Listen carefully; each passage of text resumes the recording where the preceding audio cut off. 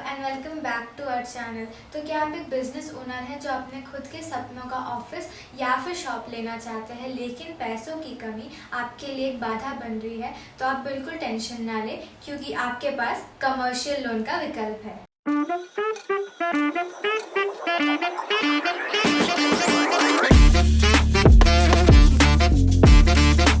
आंकड़ों के हिसाब से भारत में 80 से ज़्यादा छोटे और मध्यम व्यापारी कमर्शियल प्रॉपर्टी लोन की मदद से अपना बिजनेस सक्सेसफुल बना पाते हैं। आज के इस वीडियो में विस्तार में हम जानने वाले हैं कि कमर्शियल प्रॉपर्टी लोन होता क्या है, इसके क्या क्राइटेरियाज है, कितने अमाउंट तक का लोन आपको मिल जाता है, और भी काफ़ी क्राइटेरियाज है जिसके बारे में हम डिस्कस करेंगे।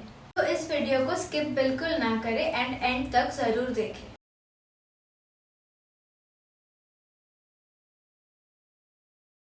अगर हम कमर्शियल प्रॉपर्टी लोन की रकम की बात करें तो आपको अधिकतम 5 करोड़ तक का लोन मिल जाता है, लेकिन अगर आपको 5 करोड़ से भी ज़्यादा का लोन चाहिए तो कुछ खास परिस्थितियों में आपको वो भी मिल सकता है, लेकिन ये टोटली बैंक पे डिपेंड करता है।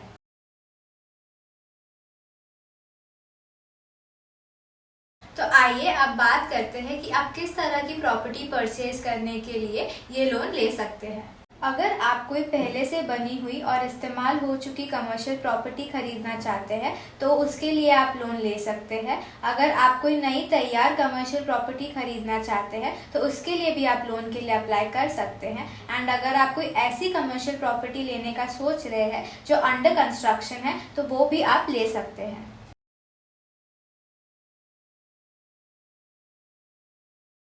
लोन मिलने वाली रकम को समझना थोड़ा जटिल हो सकता है, तो आप ध्यान से ज़रूर सुने। मैं इसको सरल शब्दों में समझाने की आपको पूरी कोशिश करूँगी। आपको लोन की रकम प्रॉपर्टी के बाजार मूल्य के अधिकतम 55% या रजिस्टर्ड स्टैम्प मूल्य के अधिकतम 65% तक मिलेगी, लेकिन इन दोनों में से जो भी राशि कम होगी उसके आधार पर लोन दिया जाएगा। उदाहरण के लिए, अगर किसी प्रॉपर्टी का बाजार मूल्य 10 करोड़ है और उसका रजिस्टर्ड मूल्य 8 करोड़ है तो आपको अधिकतम 5 करोड़ 50 लाख मतलब बाजार मूल्य का 55% या 5 करोड़ 20 लाख मतलब रजिस्टर्ड मूल्य का 65%, इन दोनों में से जो भी राशि कम होगी उतने तक का लोन मिल जाएगा। अगर हम इस उदाहरण में देखें तो 5 करोड़ 20 लाख की राशि कम है तो आपको उतने तक का लोन मिल जाता है। हालांकि ये एक सिर्फ उदाहरण है और रकम को प्रभावित करने के अन्य कारण भी हो सकते हैं जो कि बैंक के ऊपर निर्भर करता है।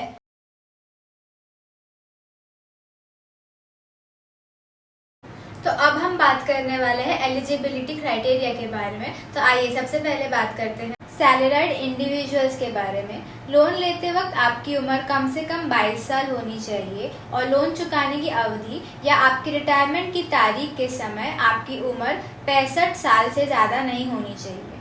आपको ये साबित करना होगा कि आपकी नियमित रूप से कमाई हो रही है और लोन की किस्तें चुकाने के लिए आप सक्षम हैं। इसके लिए आपको अपने salary slips, income tax return या अपने इनकम का कोई अन्य प्रमाण भी देना हो सकता है। अगर आप एक NRI हो तो आप भी अप्लाई कर सकते हैं, लेकिन आपको ये साबित करना होगा कि भारत में नियमित इनकम आप कमाते हैं या फिर लोन चुकाने के लिए आपके पास पर्याप्त इनकम है।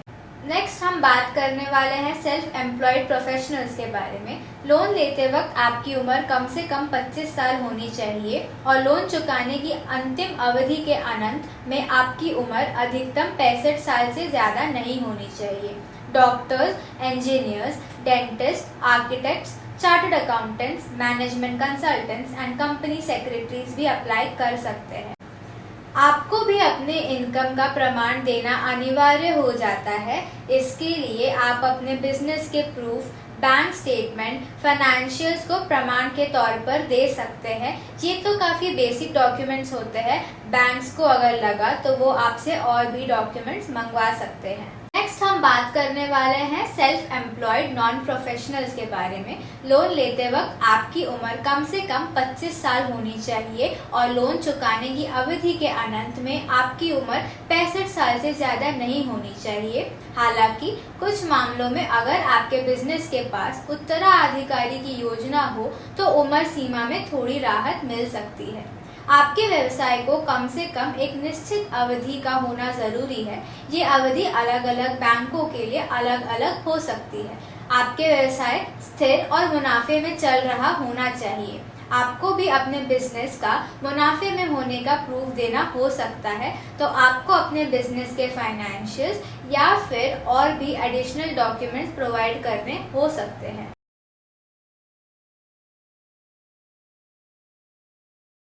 अगर हम सिक्योरिटी की बात करें तो कमर्शियल प्रॉपर्टी लोन लेने से पहले बैंकों की कुछ शर्तें होती है, तो आइए इन शर्तों को हम विस्तार में समझें। प्राथमिक शर्त, इस लोन के अंतर्गत बैंक आपकी प्रॉपर्टी पे पहला हक, जिसे हम फर्स्ट चार्ज कहते हैं, उसके रूप में गिरवी दिया जाएगा। इस गिरवी को इक्विटेबल मॉर्टगेज के तौर पे देखा जाता है, जिसका मतलब ये है कि बैंक उस प्रॉपर्टी पर कुछ निश्चित अधिकार पाता है।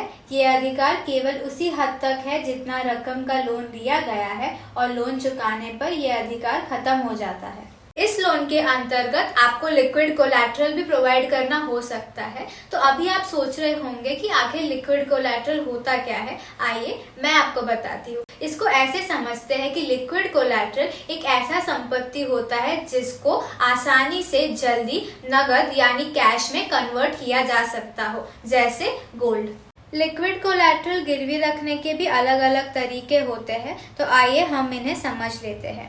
पहला है प्लेज। इसमें आप बैंक को किसी एक कोलैटरल को भौतिक तौर पर गिरवी रख देते हैं। लोन चुकाने के बाद ही ये संपत्ति आपको वापस मिल सकती है। दूसरा है हाइपोथिकेशन।